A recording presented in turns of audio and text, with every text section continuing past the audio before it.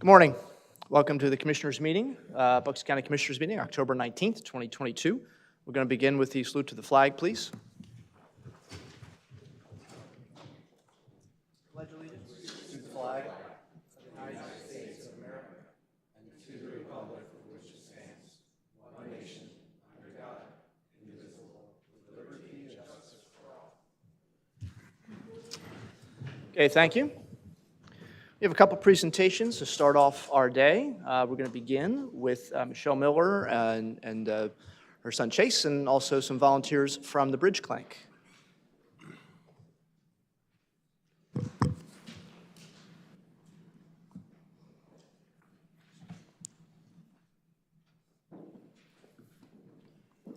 morning, everybody, and good morning to the Board of Commissioners. We're giving an update today on the Core Creek Park Feral Cat Initiative project. Next, please. So just a little bit of background for those that might be new to this project. Back in 2016, a couple entities came together. These are both local and international entities to convene to address the overpopulation of feral and community cats in Core Creek Park. So there was about 500 cats that we started out with in 2016 that were either abandoned or dumped. And with these other organizations, we trapped them all. We're able to vaccinate and return about 200 that were deemed not adoptable back to the park where they currently live today, and we adopted out about 300 of the cats there. Good. Next. So 6 years on, there are roughly 150 cats left, and we every single day, 365 days a year, we have volunteers in the park, roughly a team of 25 to 30 volunteers through the Bridge Clinic that go into the park, feed daily, maintain current colony areas. There's about 19 stations where they have feeding and shelters, and also monitor for newly dumped cats where we can then bring them to our clinic, get them spayed and neutered, adopt them out if possible, or return them back to the park if they are still too feral. So I just really want to quickly break and just acknowledge Janine, who is one of our illustrious trappers, and Nancy, who is one of our amazing feeders. Next. And that's the crew, or part of the crew. And there's me pretending like I help out. Next. So it really does take a team effort, and one of the reasons why we want to come here today is to highlight the partnership with the county. So we were having a huge pest issue, vultures, even deer coming to eat the cat food. So you can see the before picture there, what it looked like as we were trying to kind of makeshift a solution to that problem. And then once we partnered with the county, the Department of Corrections was able to have some of their folks kind of pre-cut materials in order to make upgrades to the shelter. And then the Department of Parks and Recreation were able to retrofit those corrections onto our feeding stations. So you can see the before and after there and how much of a difference it makes. Next. And so we just once again want to thank the Board of Commissioners and everybody in the county who has really made this, really the gold standard for addressing this type of issue. A couple of years ago, we actually went out to a national conference and presented on our efforts in Core Creek Park, because it really is, the gold standard for how to address something that was not just an animal health issue, but becoming a public health issue because of the overpopulation there. So we can go to the next slide. So we just want to continue to thank you for your support. If you want to know any more information about our clinic, which is in Bensalem, you can visit our website. We have a lot of things happening, really exciting things. We're getting ready to construct a 16,000 square foot building in Bensalem, which will include a new rescue facility, a community center, orthopedic surgery suite, so we can continue to serve the citizens of the county. So we just want to shout out Bensalem because they've been great to us as well. And that's it. Great. No. Can I say a couple things? Yeah. I always joke around when I tell people about this project that when I first became a commissioner, nobody would let me do anything except for feral cats. But it turned out like an amazing project, and I'm really grateful for everything that you've done. I'm not sure people understand the volunteer work, that you go in there with badges and you're the only ones who are allowed to get near those feral cats. We don't encourage anyone else, and you feed at certain times a day, and that's it. I also would thank Dave Kratz and our inmates and the general services staff. They all worked together twice. First, I believe, we got rid of all those containers that the cats were living in. General Services got rid of all of them, and then I believe the inmates built cat houses for them to be in. Yes, they did. So, and then we went back to them with this problem, and they resolved this problem with us too. So it seems like a small thing, but it is a model. And the other thing I'd like to say, maybe you want to comment on this, is we are still having people dump cats there. And because of you guys, we get the cats, well, you get the cats, and you've been able to take care of them, but I don't really understand why this is still happening. So I want to make a statement that people need to not dump cats in Court Creek Park. Or any park. Or any park, even if you leave, as some people have, cat food with them. It's not nice, and call the Bridge Clinic or SPCA. That is much better than dumping them. I don't know if you've seen any lately? Last month was our big to-do. Other than that, we've been pretty free and clear, so Good. thank goodness for my volunteers. They get them right away. They know every one of those cats in the park. First, I want to thank you for your good work. I'm very familiar with your place in Ben Salem, right there, right on the creek there. And I know the great work that you do for all the animals. I mean, and I want to thank you very much. I think a question, because I think isn't it illegal to dump a cat or a dog somewhere in Pennsylvania? Yes. And if you get caught, there is probably a misdemeanor or fine, or you could be prosecuted, right? If the police would catch you doing that. Isn't that correct? Yes. Yeah, and moreover, we actually, we're also involved with drafting an ordinance for Ben Salem Township, which gives further instructions on what to do when you have cats that are outdoors as well, these feral communities. So we're getting to the place where, yes, it's illegal to dump, but the ones that are already dumped, there's some, an ordinance that goes through now to what to do for them. Yeah, growing up in Ben Salem, and it just reminded me, and this isn't about cats, but it's about another animal. Well, my grandfather's farm, which was right on the Delaware River, and I can remember back in the late 50s and all through the 60s, the farm was right next to the Philadelphia Gun Club, and they had live pigeon shoots there almost every weekend. And me and my two younger sisters, when that was going on, I mean, a lot of the birds would be wounded, at times fall into the river, or at times fall on my grandfather's farm. And me and my two sisters would go out there every weekend and try to gather up as many of the wounded birds as we could. We actually had cages next to our house where we would put them in the cage and try to nurse them back to health, where they could go out on their own. Now, we weren't successful all the time, but we were successful quite a few times. So I just brought back memories of us doing that. And protecting animals is so important for everyone.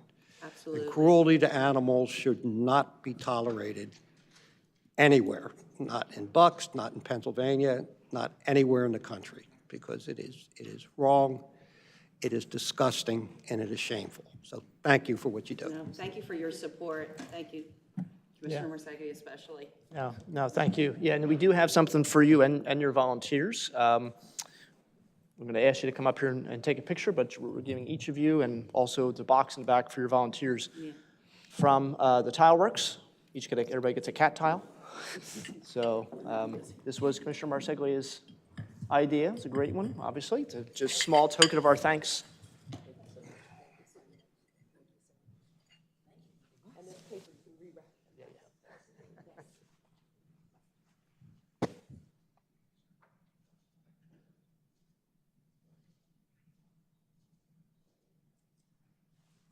Thank you again for everything you're doing. Thank you. Thank you.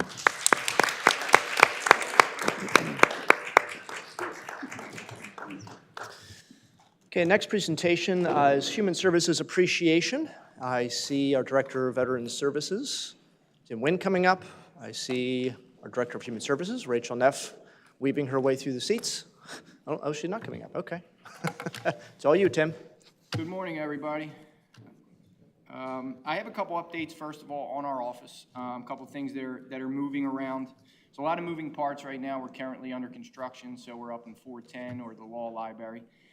So we ask that everybody that comes in calls ahead and talks to us so we can locate you in the building. So another thing going on in the veteran community, I talked about this before, is the PACT Act. It's a new law that expands VA health care and benefits for veterans. exposed to burn pits and other toxic substances. This law helps us provide generations of veterans and their survivors with care and benefits they've earned and deserve. This all went in effect August 10th. I know that many of our veterans in the community are seeing ads on TV, social media, and the newspaper and stuff like that.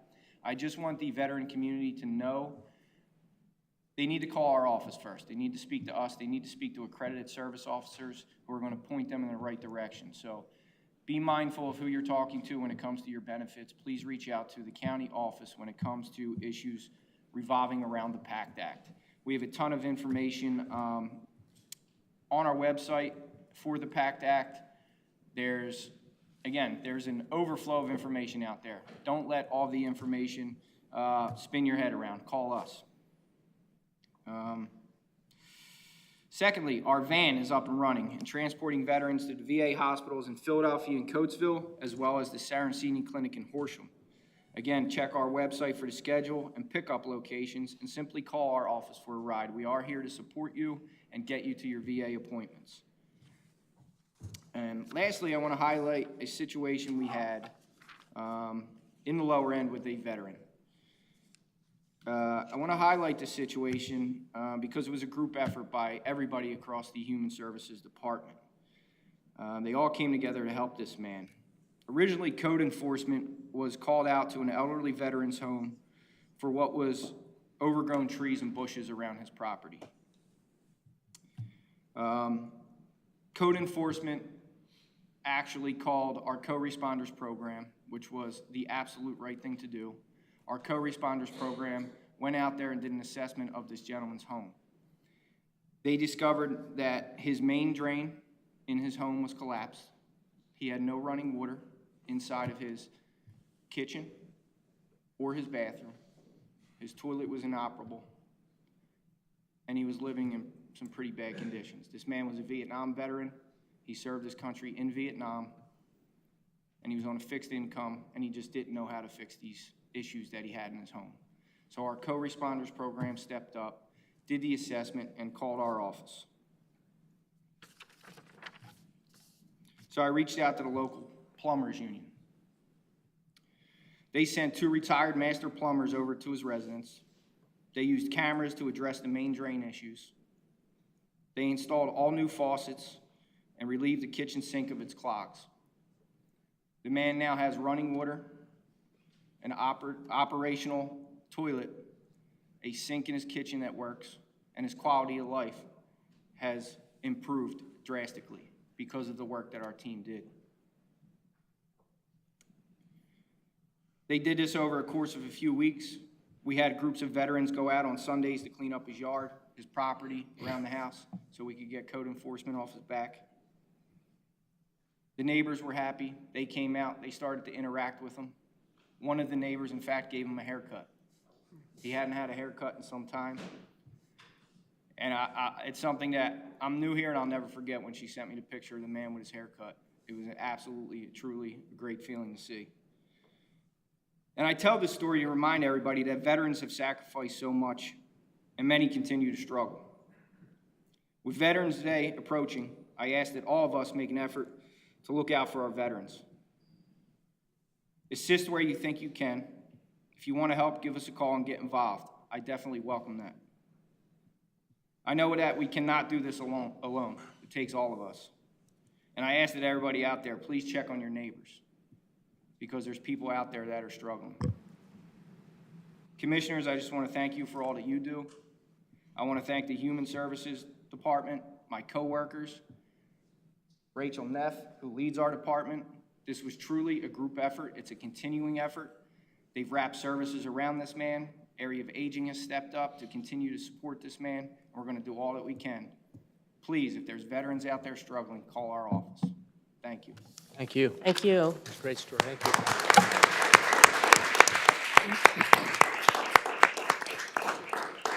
I just wanted to thank you for that, also because I remember when this original call came in, and a lot of times you don't find out what happened in the end, so you're sharing things today I didn't know that you and other members of our team did and how it turned out, so super thank you. That's just wonderful. Yeah, it is great, yeah. It's a great reminder, too. I mean, obviously, it's easy to focus on all the negative things that we see in the newspaper, on social media, But when it comes down to it, there are a whole lot more good people in this community, in this county, in this country than sometimes we realize. So it's great to be reminded of that. So thank you. Yeah. Okay, we're moving forward with the next item on our agenda, which is public comment. First name on our agenda is Ed Mackhouse. Just a reminder that public comment on agenda items has to focus on agenda items themselves. Hey, my name is Ed Mackhouse from Buckingham. I'm a former teacher and I've done all the PhD work in physics. So I'd like to talk about the election agenda item. I'd like to compliment Bucks County Commissioners for your excellent work. You have lock boxes, you have election boxes that are all secured. They're monitored. There's one in the courthouse here monitored. They're not open 24 hours. You, as far as I can tell, you're secure and very good, and you're a good example. And I think every county should meet your standards for election integrity with the lock boxes. Even though I disagree with having lock boxes, and I don't believe in mail-in ballots, I believe in the regular ballots. You can have a reason for your ballot. But Philadelphia, this is article, advertisements, intelligentsia, that's okay. In Philadelphia, you have a story about your work here. Philadelphia, they have a list of 18 boxes that are open 24 hours a day. And the Epoch Times newspaper, Epoch Times, which is put out by refugees from China, Fei Gang, the refugees from China, their people are a couple 100 million people, and with that group, and then they sell their body organs for that. This is China, how they crash down on things. There's a story here about Mr. Mackhouse, what's the... about the election integrity, about Okay. your advertising. Okay. You should advertise and give credit for yourself that you have secure boxes, and you should advocate that Philadelphia should also follow this. 40% of those 1,000 mules, there's 2,000 mules story, 40% of those were from 12 a.m. to 5 a.m. Mr. Mackhouse, the advertisements, it's a state law that we have to advertise things for elections. That's what this is, and Philadelphia, I'm sure, does the same thing in terms of advertising information about elections. So Okay, so that's what the agenda you item is. also have a conscience, and we all have a conscience, and we have a duty to secure the ballots and election integrity of the Constitution.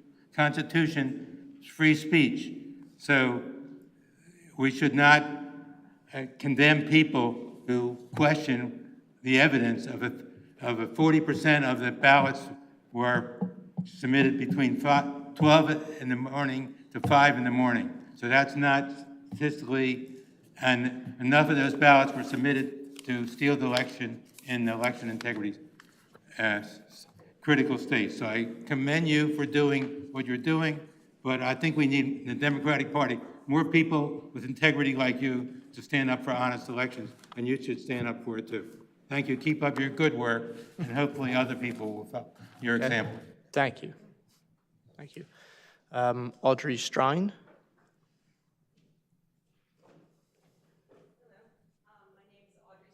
I've been a Bucks County resident for the 57 years of my life, and I'm actually a Republican committeewoman for the past 15 years.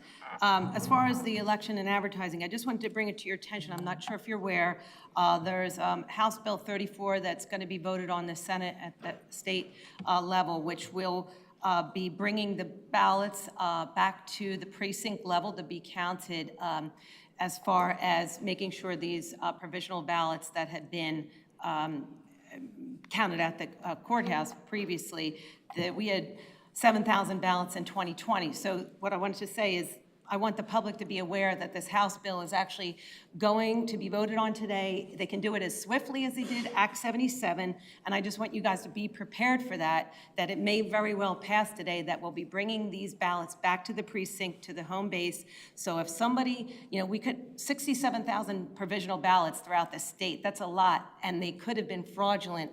And the only way you're gonna know it is if you bring them back to the home base, the voter comes in to vote, And they're like, well, no, we have your provisional ballot, or we have your mail-in ballot. They say, no, I never filed one. Then you can compare the signature there, and it's really makes it much more organic. And I think that I'm hoping, and I just wanted to inform you, I wasn't sure if you were aware of that, to be prepared if that does pass, to get the word out to everybody. And thank you for your time. Thank you. All right, those are all the names on the list for agenda items. Okay, move on to our consent agenda. We have the minutes from October 5th, 2022. Any comments or corrections for the minutes? No? Okay. And we also have our consent agenda, items 1 through 19. And I'll just do a couple highlights here for this consent agenda. We are looking through a variety of our agencies, particularly BHDP, looking at about $3.3 million being expended for the care of children in this county, as well as about $1.1 million for adults who are connected to the behavioral health developmental programs, part of our Human Services Division. There is about over $200,000 to help children, either through children and youth or juvenile probation, about $654,000 for housing assistance and to help the homeless. And we're also approving $1.3 million for a bridge reconstruction in New Hope. So those are all things on the consent agenda. So if there are any questions or any comments, is there a motion to approve the consent agenda, which includes the minutes and items 1 through 19? Motion to approve. Second. All in favor? Aye. Okay, thank you. All right, next on our agenda is the Area Agency on Aging. For a regular agenda, this is an item we wanted to highlight, and we do have, here we go. I was looking for Ms. Bennett, but she's not here, so a little bit of an idea about what we're doing. And this is just the first of these, which we're doing, Ben Salem Senior Citizens Association. So take it away, thank you. Good morning, Commissioners. My name is Carol Boyle, and I am the Deputy Director for the Area Agency on Aging. I'd like to thank you for the opportunity today to present regarding the activity and the support that the Commissioners are providing to our senior centers as they really weathered what was a very dramatic change for all. During the height of the pandemic, for many of you who may or may not be aware, we have 13 senior centers located throughout the county. They provide critical services to our homebound seniors in the form of home-delivered meals, and they also provide services to the community at large through a various number of programs they provide: congregate meal services, voucher meal, produce functions, transportation, socialization, and a number of other activities. The pandemic had a dramatic effect on how they operated. They closed their doors, but they didn't stop serving our seniors. During that time period, we just would like to highlight some of the things that our senior centers did, including they switched gears very quickly with their congregate meal services. Instead of having people come in, they did grab and go. They packaged those hot meals up, and they had them ready for people to do drive-by lines, and they were picking up their meals so that people did not go without who otherwise would have not had. They also coordinated and assisted with our delivery of 26 tons of locally grown produce to homebound consumers and the community at large for a total of 4,600 individuals that we were able to get fresh produce out to during that time, specifically at our senior centers, setting up drive-thrus, setting up the produce, getting the packaging together. They also, during that time period, provided and distributed produce vouchers, which are through the state program, to 3,000 seniors. Again, on-site, drive-by, switch gears, very quick. They provided social and emotional support to their members through thousands of personal phone calls they were making to their seniors who they knew were at greatest risk, greeting cards, newsletters, special mailings. They did outdoor activities when the weather was able. Yes, bingo did continue, virtual and live, but off-site, so that they could be spaced out and get that socialization and interface. They connected socially isolated seniors with friends and loved ones through our Senior Connect technology program. Several of our centers stepped up, took it on, purchased the equipment, did the training with the funding that we needed for individuals that couldn't get out because nobody was going anywhere. They delivered virtual programming. They switched from on-site chair yoga, Zumba, it's amazing what you can do in a chair with Zumba, to virtual.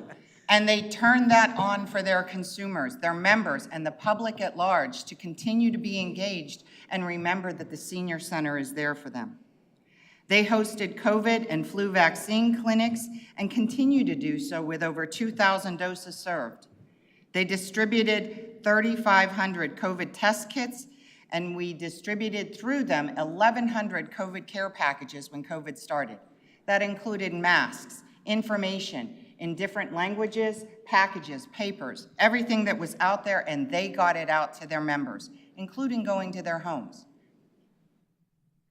They continued to facilitate AARP's free tax preparation because of all the things that didn't stop during COVID, you still had to file your taxes. They did that for 2,500 plus seniors. Many of them pursued other grant funding to improve health, wellness, adjustments to their building and their physical structure. But the reality is that 70% of their funding or more all comes through fundraising. And during the time period that we were under closure, they were under closure, people were afraid to come out, they were significantly impacted in their ability to do, and yet they did all that. Their expenses were still incurred, but their fundraising abilities were significantly impacted. What we would like to say is that the foresight by the commissioners to allocate a percentage of the county's ARPA funds under the nonprofit allowance through the federal act is enabling them to recoup some of those funds and be sustainable. This is not a simple process that the centers are going through. It's not easy. It's not, oh, I'm going to put in a 50,000 request and you're just going to give it to me. It doesn't work like that because we are government. There is a whole series of procedures they are going through. They are filing their P&Ls with us, profit loss statements. They are filing their federal tax returns to us. We are cross-referencing that. We are cross-referencing for anybody that did actually go for other grant funding to make sure that we are not duplicating funding they receive for designated items. But this funding that you have allocated for them, for which they are all going through the process and review, really is going to make a huge impact on their continued sustainability because they had to tap other reserves in order to keep doing all that they did during that time. So today on the regular agenda is one of the first of our senior centers that will be coming through that have passed the review. We would like to thank the commissioners for their support with this and foresight because their service is truly valuable and impactful on the community at large. Thank you. Thank you. Any questions? Questions for Ms. Boyle? No?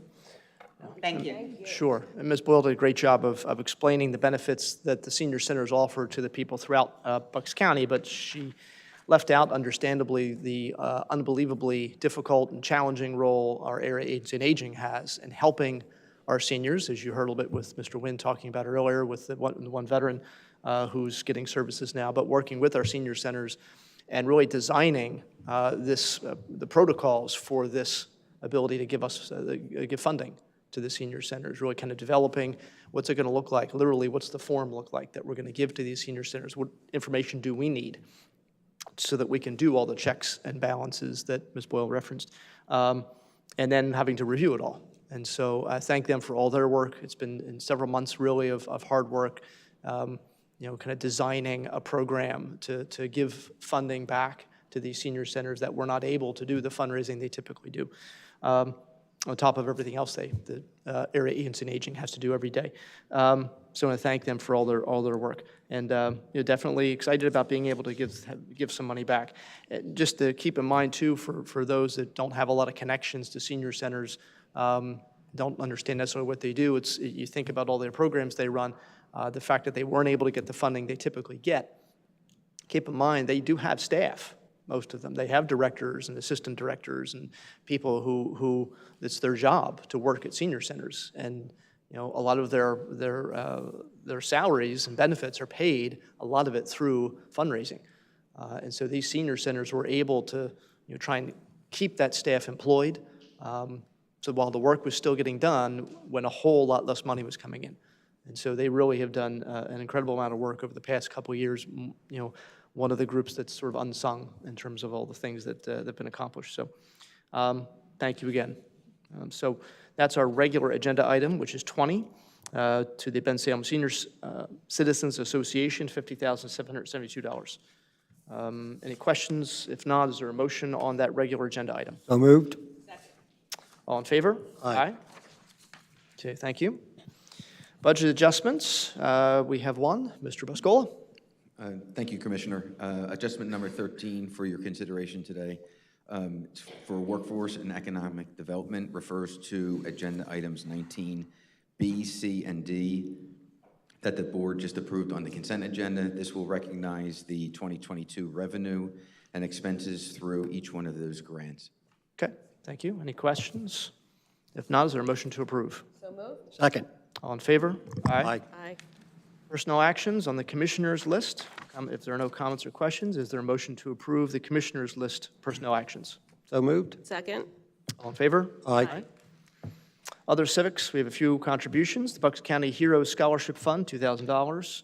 Bucks County NAACP, $1,400. NAMI Bucks County, which is a National Alliance for Mental Illness, $2,500. VITA, $12,000. YWCA, $1,200. Is there a motion to make those contributions? So moved. Second. All in favor? Aye. Chief Operating Officer's report, Ms. McKevitt. Thank you, Commissioner. I have two items to discuss today.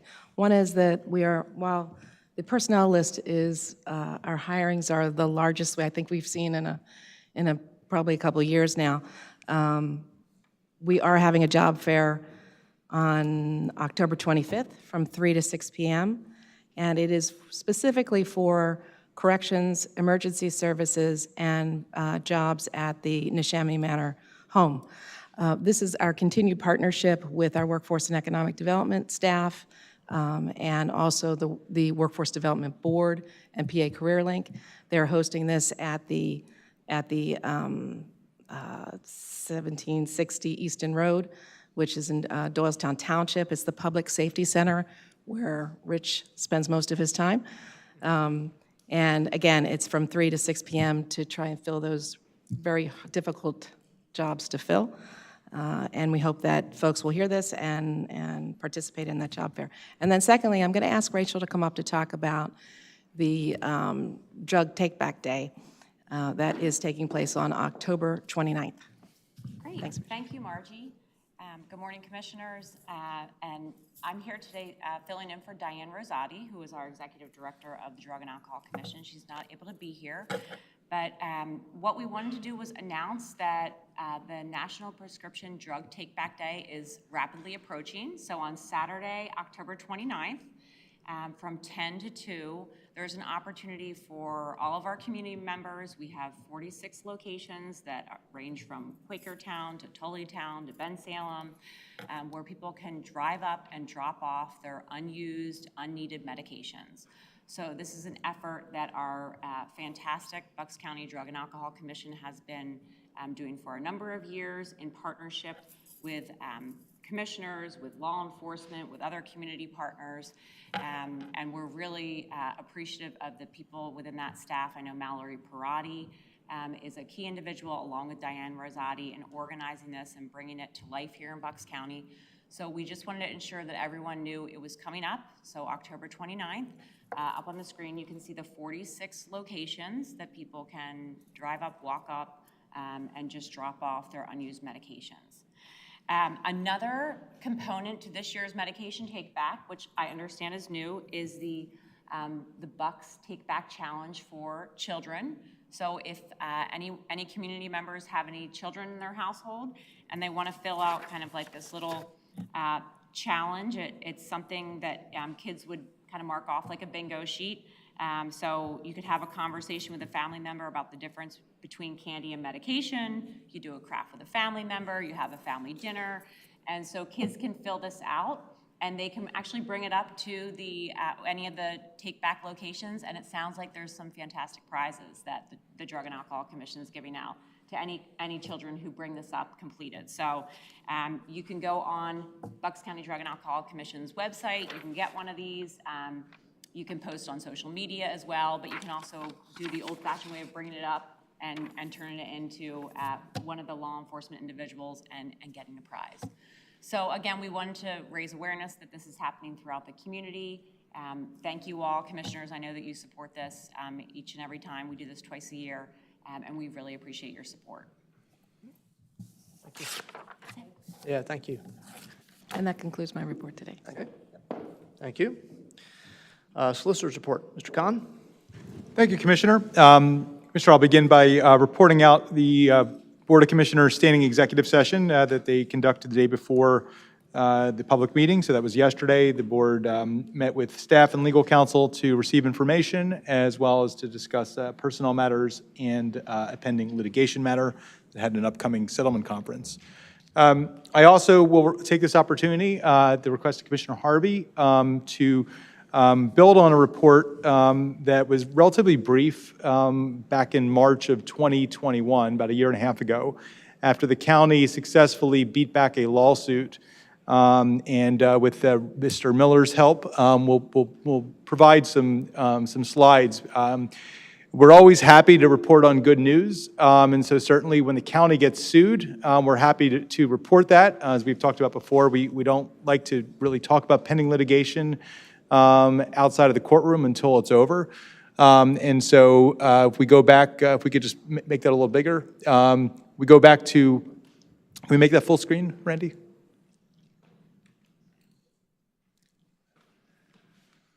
So while we're pulling that up, we were very happy that a lawsuit that was brought under what's called the National Voter Registration Act against a number of counties along with the Commonwealth of Pennsylvania. This was filed in federal court, and it was assigned to the chief judge who has served for over 20 years, appointed by President George W. Bush, who threw this case out at the motion to dismiss stage, which is pretty remarkable. It means that the plaintiffs don't even get a chance to have a trial or summary judgment because if you read the papers that are submitted, just doing that alone, a judge can find that there's really no reason to continue wasting anyone's time. So it was a real big victory. Like I said, we reported March 2021. What we didn't have was the broader kind of historical and factual context that lawsuit really it came to us on. Next slide. We did know that we weren't the only place that was being targeted by this plaintiff Judicial Watch. As I said, we were one of 3 counties in southeastern Pennsylvania. It was Bucks County, Delaware County, and Chester County. What's interesting is that the claims were that there was some kind of problem with the voter rolls. The argument was that the NVRA requires counties to make sure that you don't have people who died 30 years ago still being eligible to show up and vote. And so there's certain processes that boards of elections have to follow, which Bucks County has always followed. And all of a sudden, right after the November 2019 elections, when the voters elected for the first time Democratic majorities in Bucks County, Chester County, and Delaware counties, Judicial Watch decided that there was a big problem with voter registration in those 3 counties. And so that we knew that at the time. And we also had some sense this was happening elsewhere. You can see some of the headlines that we've just pulled from various news sources about claims that were pushed back against in Kentucky, in Iowa, and in Colorado. Next slide, please. And so again, we like to sort of talk about false claims like this in our court filings, not in press releases. And what we said in our court filings was that in our response, and this was along with Delaware and Chester counties, was that Judicial Watch was relying on some documents that if you actually take a look at them, they show that Judicial Watch purported to infer wrongdoing from data that did not support that inference. They sent the counties, quote, murky and confusing letters that obscured the basis for their accusations. They ignored the county's detailed responses, which included official documents that established that their allegations were incorrect. And they declined to follow up with the counties, even when they were invited to come down and review the records themselves. And again, I'm reading from our response in court.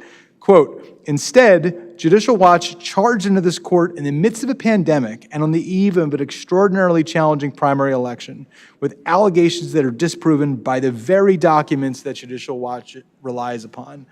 And as we kind of walk through the evidence, you can see on the right side of that slide, we talked about the fact that the Department of State reports that Judicial Watch was looking at and citing to, that if you actually went into them, they provided all the information that they were claiming to seek, and that you could go no further than looking at what they were pointing to see that their allegations were incorrect. Nonetheless, they hauled us all into court.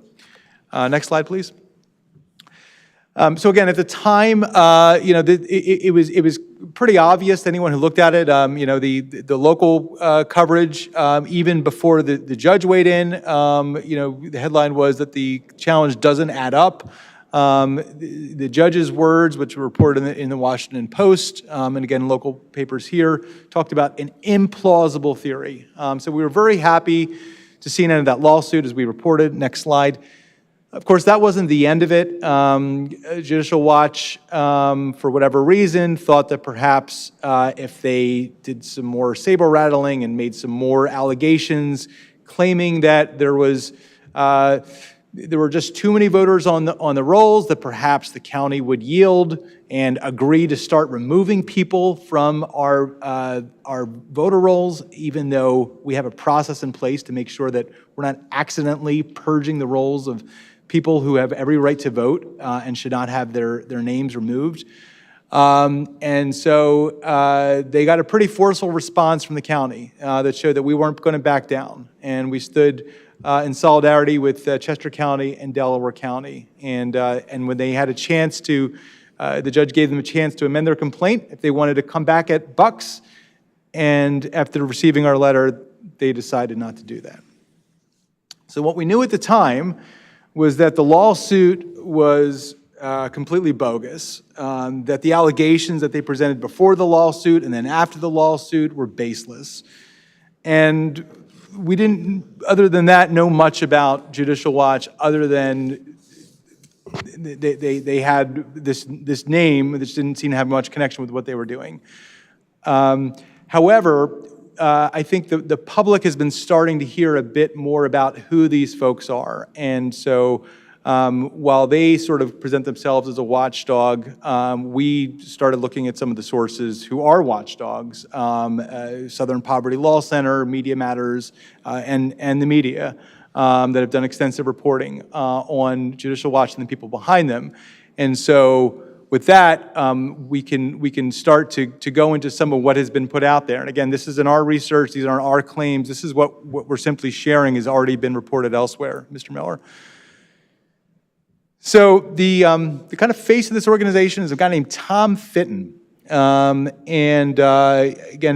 folks may have heard his name recently. Up on the screen, we have on the left side a headline from Media Matters about some of the conspiracy theories that he has allegedly pushed. On the right, you can see that's a Republican Secretary of State in Iowa pushing back, calling Tom Fitton and Judicial Watch breaking news about improper, dirty election rolls, in their words, being a false claim. You kind of see a theme here, right? If you read Secretary of State Pate's words, he says this is a false claim. The actual data is available on the Secretary of State's website for everyone to see. It's broken down by county and updated every month. Here's the link. #fake news. So as I said, we've been hearing a bit more about them. Just last week, the House Committee to study the insurrection that occurred on January 6, 2020, has been sharing with the public what they have learned, what they have obtained from documents, from witness testimony. And we're going to share a bit of that. This is pulled directly from C-SPAN. Mr. Miller, can you pull that up, please? Development of all relevant facts. A few days before the election, Mr. Trump also consulted with one of his outside advisors, inside activist Tom Fitton, about the strategy for election night. The Select Committee got this pre-prepared statement from the National Archives. As you can see, the draft statement, which was sent on October 31st, declares, "We had an election today, and I won."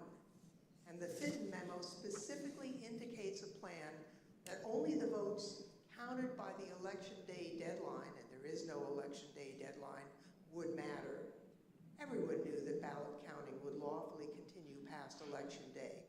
Claiming that the counting on election night must stop before millions of votes were counted was, as we now know, a key part of President Trump's premeditated plan. On election day, just after 5 p.m., Mr. Fitton indicated he'd spoken with the president about the statement. Sending along again, just talked to him about the draft below. Again, this plan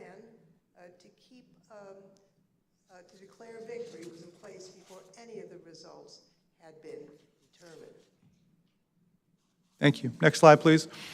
You saw in an earlier slide, our response was directed at the attorney who was signing off and authorizing and filing these claims against the county by a guy by the name of Robert Popper. His name also popped up in the news a few months ago. Ron DeSantis down in Florida paid for his flight and hotel to come down and testify in support of his redistricting efforts, which actually were shut down by Republicans and Democrats in the Florida House. Again, next slide, please. But back to what this lawsuit entailed against the county. Mr. Popper, we now know, is the director of, quote, election integrity. And what does that mean for Judicial Watch? Well, they have what they call the Election Integrity Project, which came about because they said in their words, this is from their website, the integrity of our elections is under systematic assault by leftists and politicians whose objective is clearly to manipulate the elections for their own gains. That is the genesis of this initiative, this Election Integrity Project, in which Mr. Popper threatens to sue counties and states unless they agree to, in their words, clean up voter rolls. Also, who's a name that's been in the news, next slide please, recently, is a guy by the name of Larry Klayman. It seems like he and Judicial Watch have had something of a falling out, but he's actually the founder. Again, I'm looking at the bottom, the Southern Poverty Law Center, which again is, an original source folks can turn to for the work that they do, rooting out these kinds of extremist ideas and players. They talk about his in their words, pathologically litigious nature, which includes going after defendants from Iran's supreme leader to his own mother. Mr. Klayman, an attorney, has been suspended from legal practice in Washington, D.C. You have up there also the Pennsylvania Supreme Court also has their order. This is, again, just this past year. Mr. Chairman, can I interrupt a minute?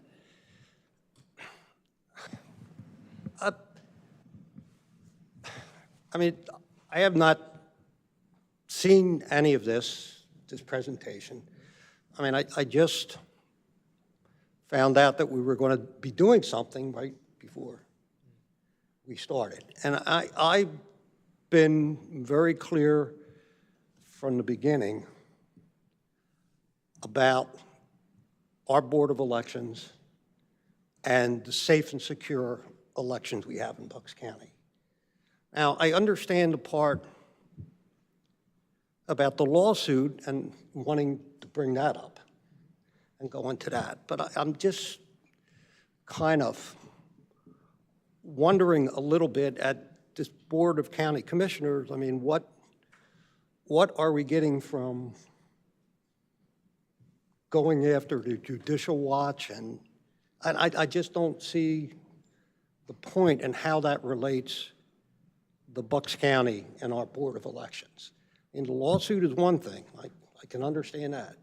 But what we're doing now, I mean, I don't see how that plays in by, no matter what anybody feels about judicial watch. I mean, I don't see how, outside of that lawsuit, it relates to what we're doing here in Bucks County as far as election integrity. Can you help me understand why? Sure. And again, I've been very clear. Our election's safe and secure here in Bucks County, and but I just don't see the point of where we're going with this as far as it relates to Bucks County. Okay. Yeah, I think certainly we have been as a board, as anybody who sort of follows along with this board since it came into, since we took our oaths in January 2020, that we've been unanimous on almost everything. There's probably, on one hand, can count the number of times there's been a 2-to-1 vote on something, whether it's here or Board of Elections. And so I think that says a lot about the three of us, how well we work together, what we think of the Board of Elections, what we think of our roles as county commissioners. It's impossible to ignore that over the past few months we have had, including even this morning, people coming up making false claims and talking about misinformation and disinformation and spreading the kind of rumors and outright lies that are undermining the democracy of this country. And I don't say that lightly. I say that in all seriousness. And I'm certainly not the only one saying that we're, I think, on the edge in many ways. I think it's important, myself, that it be made clear that there are sources of information, I use that term broadly, that people are using which are not objective. They don't care about the truth. In some cases, like this organization, they use a lot of this for fundraising, attacking counties like ours, spreading misinformation, and that has affected certainly our meetings. It's affected people in this county as well as counties across the country who are I think, looking for answers to questions and unfortunately settling on some people who are exploiting, the lack of knowledge people might have about the system and exploiting, a different mindsets they might have and trying to take advantage of them and making things much more difficult for election workers, for elected officials, et cetera. So I think that's, in my mind, it's really presenting as much as we can the truth about one organization that seems to be very much kind of at the heart of a lot of this, particularly because they came after us specifically. That's kind of my thought. I feel in some cases, we do have a right to stand up and we have to kind of point out the truth when we see it. Enough. I just would like to state my objection. I wish I would have been aware of this before the meeting today. And I mean, at least I would have had the opportunity maybe to look at it and comment on it. And what you're presenting here, I mean, and again, I keep saying that we're doing the right thing here in Bucks County. Yeah, we are. We're making sure that, and the gentleman that spoke at the public comment, he complimented on what we're doing with the drop boxes and the security that we're doing. And I think we are going above and beyond to make sure what we're doing here in Bucks County. And I get the point of, all the controversies out there, but I just kind of wonder where we're going today with this as far as what we're doing in Bucks County is really the right thing to do. And I'll just stop right there. I just want to add, Gina, I also didn't say this either. Just so you know, that wasn't like you were left out or anything. I didn't either. I guess it's part of educating public, but I'm sure it'll be complete soon and we can. Yeah, so I think we can certainly ask Mr. Collins just to kind of go to the conclusion of this, but I appreciate your thoughts. Thank you. And then we can just show the next slide without going into details. It's another individual, Mr. Farrell, and you can read up on him and some of the headlines how he has presented himself to the public as the present investigations director of Judicial Watch. Next slide, please. So as I said, what we knew back when we were sued was some of the timing of this from a group that describes itself as a nonpartisan educational foundation, which is registered with the IRS under 501c3. And again, what we did not know, we could not know, was the historical context on which these efforts were unfolding. A lawsuit that purported to be simply about trying to enforce the law and raise questions that needed to be addressed. That's all we knew when we really filed our response in July 2020, before the findings of the January 6th panel. Next slide, please. And as you can see, and as the Congresswoman made clear in the video, there was a lot more going on with respect to Mr. Fitton and Judicial Watch, and jumping a few days ahead of the emails that she had shown on November 12th. He's on Breitbart, calling on people to support Judicial Watch's effort to secure the election, casting doubt about vote counting in places like Pennsylvania. Describing the counting of votes is something that I think would be just impossible to believe for anyone who, like these commissioners and the hardworking staff here, saw the hard work that was being done as slow motion counting of votes. And again, this is all out there for people to do their own research and come to their own conclusions. Last slide, please. And this was really a quote we have up on here that Mr. Popper had given in an article about Judicial Watch and Mother Jones. We will find plaintiffs and we'll sue. And as the Commissioner Harvey had said, this is an organization that does fundraising and files lawsuits against places like Bucks County, as we learned.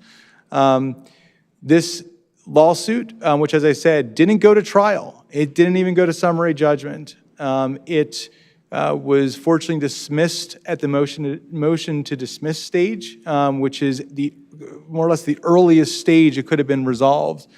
That took a long time. That took almost a year to get there. And that required, and the number you see up there doesn't include the time of Board of Election staff, doesn't include the time of my staff.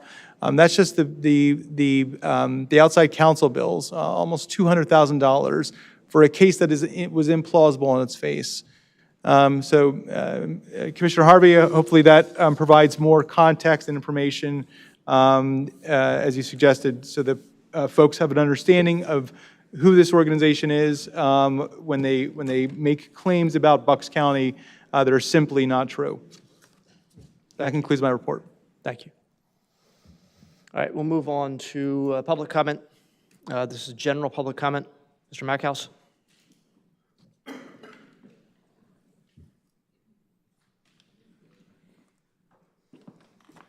Thank you again, Ed Magghouse, physicist, retired scientist, know a lot of data.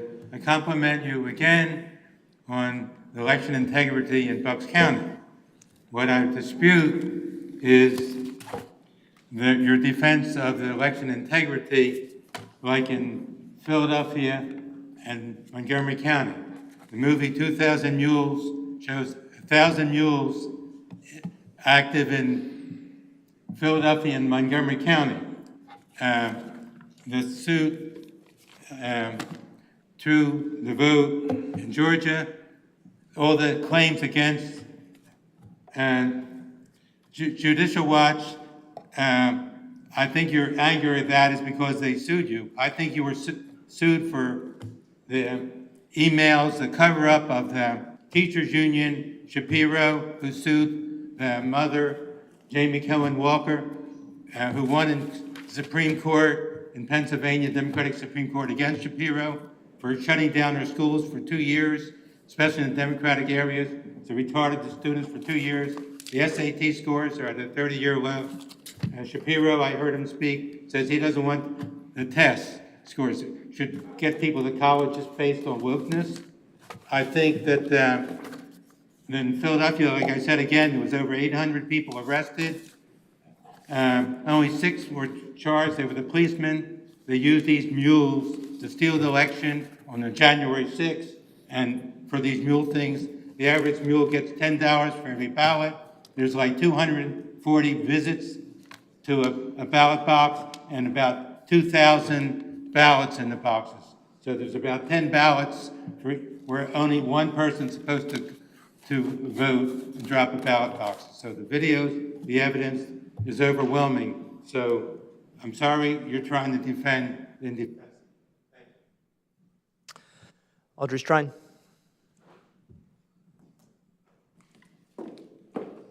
Audrey Strine again, Warwick Township.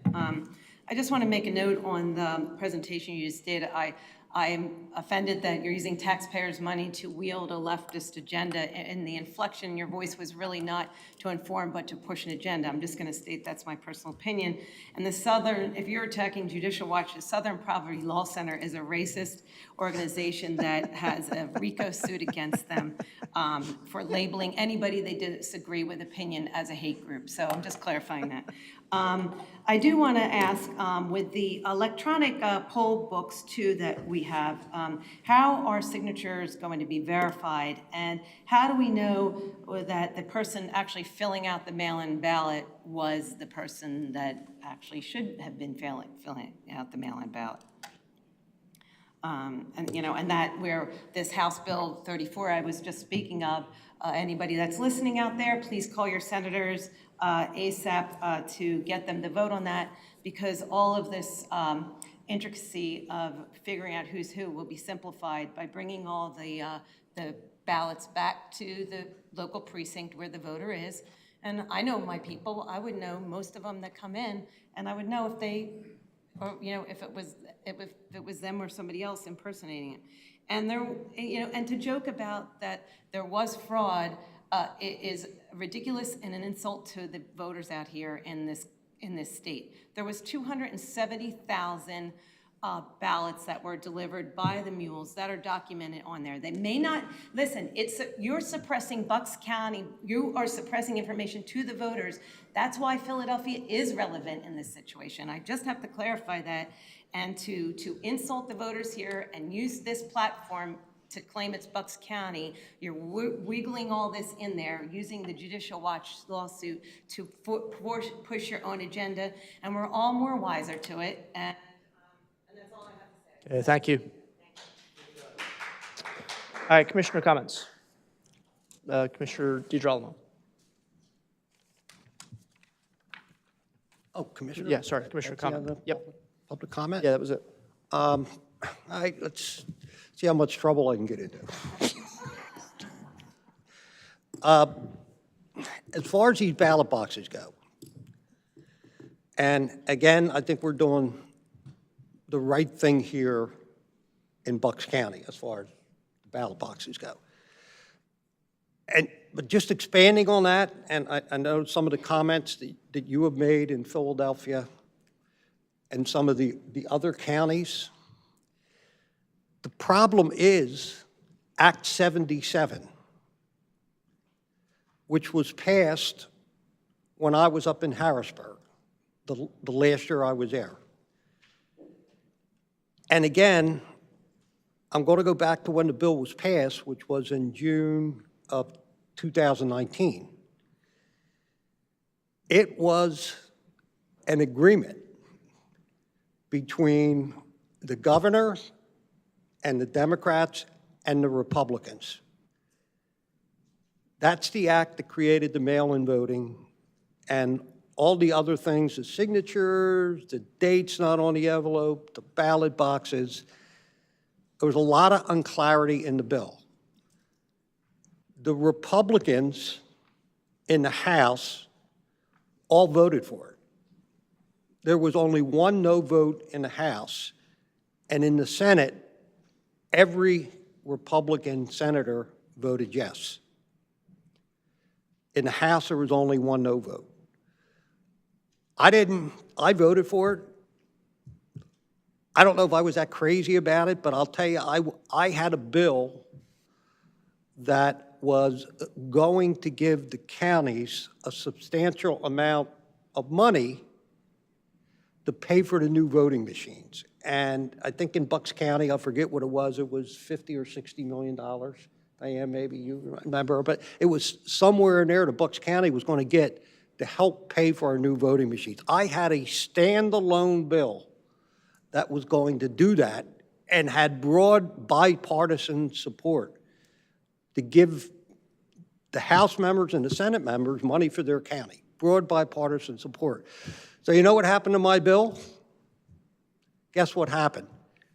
It got put in as an amendment to Act 77 to make it much harder for Republicans and Democrats to vote against, because that was money that they were bringing home to their county. The fix for many of the problems that you're talking about lie right now with the legislature.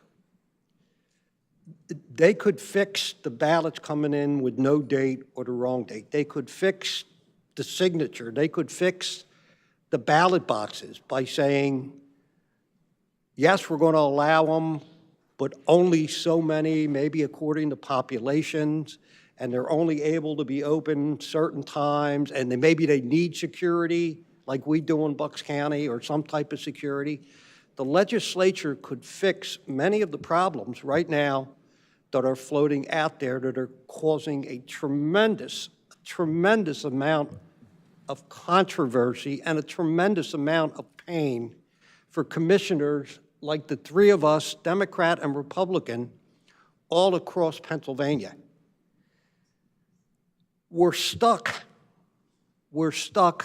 with not being able to start opening these ballots to Election Day.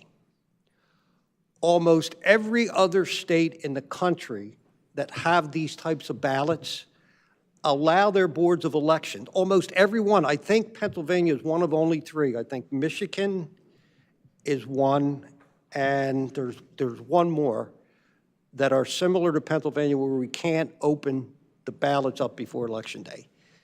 And that's creating a lot of controversy as well, because we can't produce the results from election until the day after or 2 days after. Now, I don't know what it's going to be this year. It's certainly not going to be on election night. It's probably going to be the day after sometime that we're going to be able to produce the election results. And that's painful. Painful not only for the public, but it's painful for the candidates who are putting their heart and soul, both Democrat and Republican, into this election, hoping that they win, and then being able to have to wait till the next day. That's not our fault. That's not the Board of Elections' fault. That's not the county's fault anywhere in Pennsylvania. The legislature and the governor are at fault, and it's both sides, Democrat and Republican. They should be up there and negotiated a bill. Seth Grove, who put together a bill that the governor vetoed, I thought he did a pretty good job putting that bill together. It solved a lot of the problems that we're talking about. The governor vetoed it. Now, I understand there were a few things in there he did not like. So, okay, why didn't they come to the table and talk and agree before the bill was passed with just Republican votes and try to come to a compromise on this? That's the way you get things done. You got to compromise. And these problems could have been taken care of, so that a lot of the uncertainty that some people have out there, and I hear it, I can feel it, I get emails, I get phone calls, I got people talking to me about what's going on. A lot of this could be cleared up, but it's got to be the legislator that's going to do it. Now, they're certainly not going to do it 3 weeks before election. So we're stuck with what we got. So hopefully, next year, they can solve these problems. Now, I got an election for governor. I mean, that's going to be an important election. A very important election in which direction we're going to go. But whoever it is, I hope, and in a lot of ways I pray, because this is painful for me as a Republican to watch what's going on. It really is. And seeing how hard we work here in Bucks County to make it right, it's painful. In a lot of ways, it's heartbreaking. It really is. And it's no fun. It's no fun to be put in the middle of this every day and doing your very, very best to make sure what we're doing here in Bucks is right. And it is just very painful for me. I hope we're responsible for what we do here in Bucks.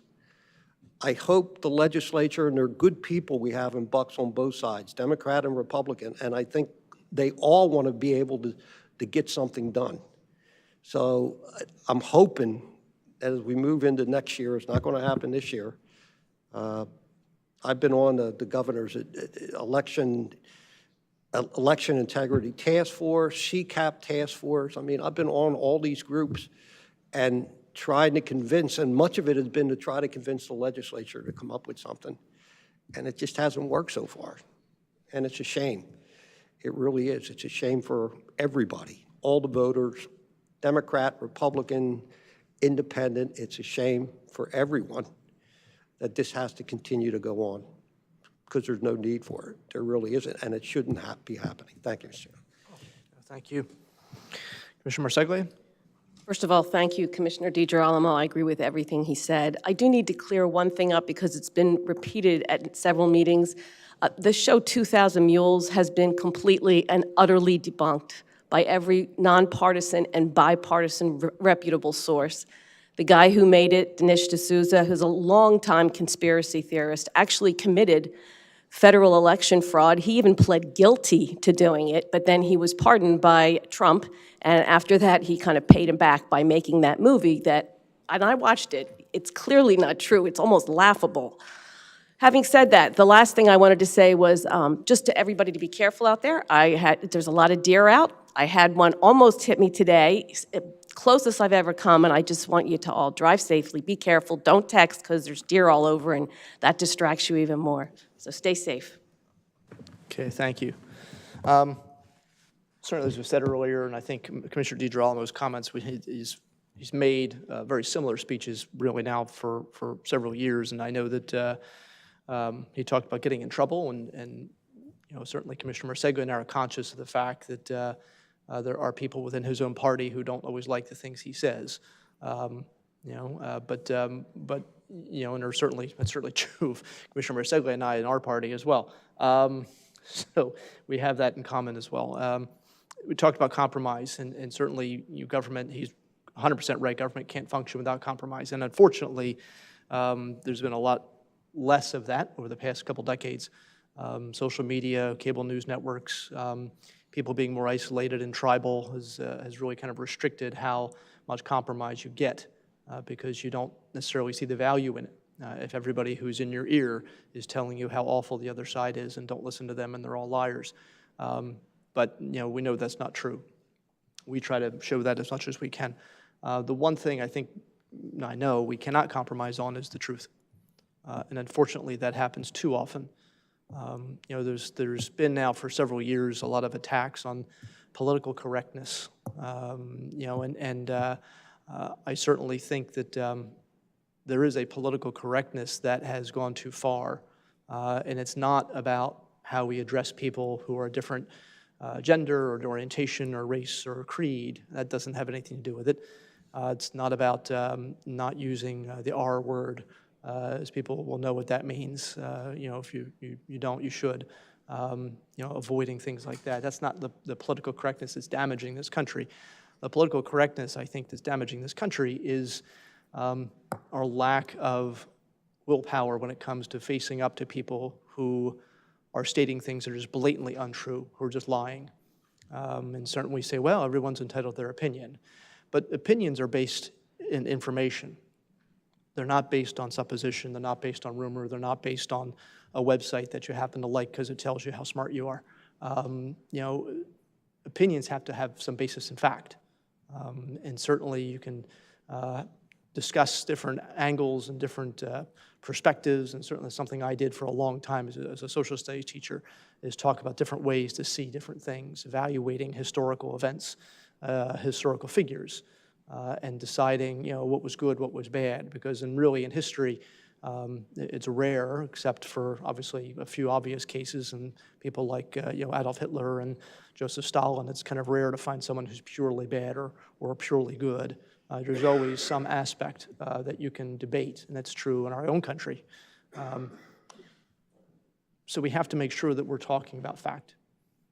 And I think that's what we try to do here, all three of us, try to speak up for what we know is true. Act 77 has problems. And Commissioner DiGirolamo has been open about that from, I think, June of 2020, about the need to make changes, and we've been united in that sense, and will continue to be. And we're not alone. There are counties across Pennsylvania, red and blue, who acknowledge the same issues and problems. And until the leaders in Harrisburg, and he's right, of both parties, the leaders in Harrisburg face those issues and confront them and make the changes necessary, we're going to continue to have some issues. But there's bigger issues than that even when it comes to truth and making sure that we're focusing on truth. And so we're going to continue doing that. I'm going to continue doing that. As long as I think there's a value to that, doing it from a place of importance like this one. So I want to thank everybody for all their part in making this meeting successful. Thank my fellow commissioners and our COO for all the work she does. We don't thank her enough, and she's usually working at this job about 20 hours a day, 7 days a week. So it's not just this building. A lot of other buildings would fall down without her.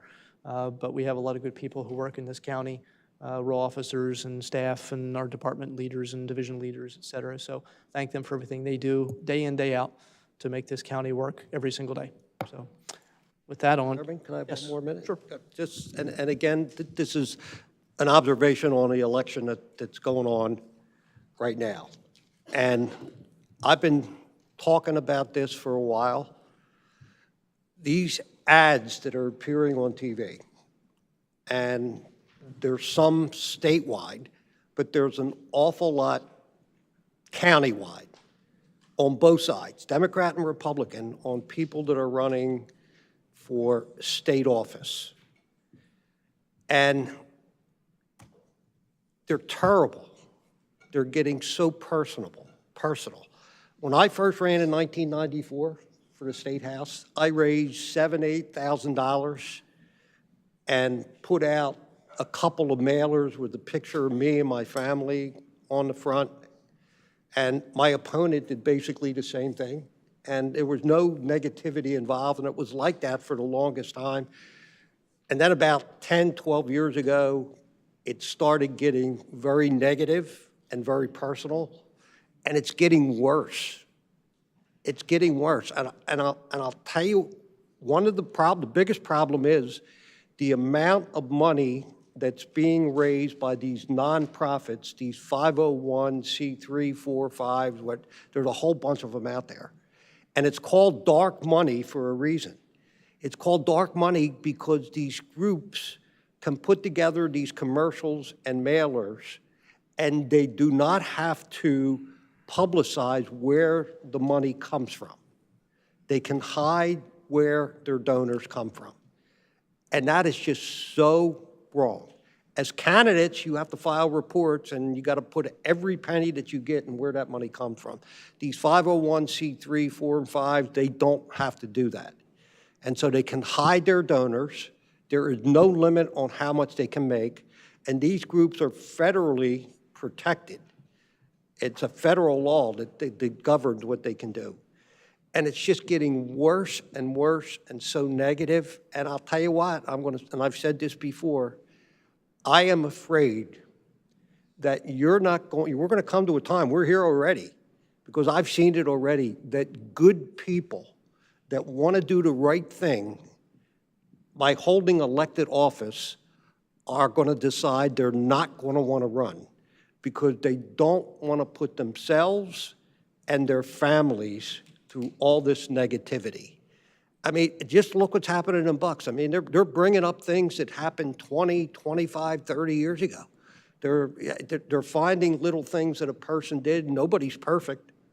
You know, everybody makes mistakes. They're finding these things up and just bringing them up, and they're portraying it like it just happened last week, you know, not 25 or 30 years ago.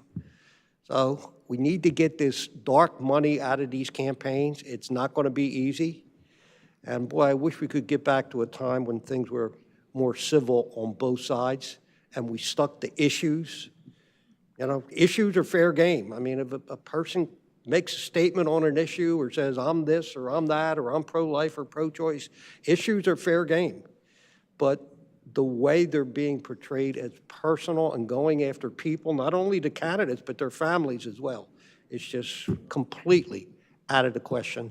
And you're not going to get good people who are going to want to run for office anymore. I'm telling you, we're here already. Thank you. Okay, thank you.